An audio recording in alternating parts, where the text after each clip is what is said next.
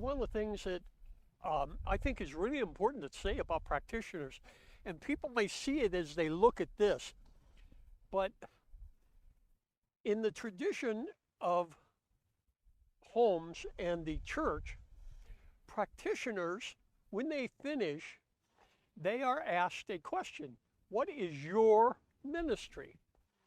And this becomes extremely important. But what it also creates is practitioners that are absolutely different from each other.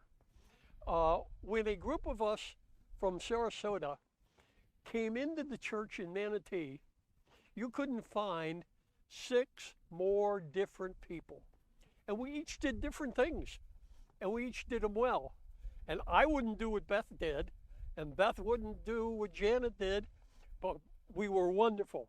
That's one of the beauties of being a practitioner. You are your own. You have your own ministry. I am not only a practitioner, I am a minister. And one of the things that everyone says, I never believed it, was that once you become a minister, you're also always a practitioner. That was hard for me to comprehend until I became a minister. Practitioner is entirely different, and it's so wonderful. And our group, our denomination is fantastic. Practitioners are, in my mind, 2 things. One, they are people that are really devoted on a very high level to working with and helping people. And I'll come back to that in just a second. The other is they are people that have had a lot of study in not just science of mind, but new thought, and then that extends into all world religions and everything. And this study gives our practitioners a real background in dealing with people and with situations. One of the things that our practitioners do is affirmative treatment. It's a prayer treatment. It's a type of prayer. It is so powerful. It is so helpful. I have seen it work wonders with people. One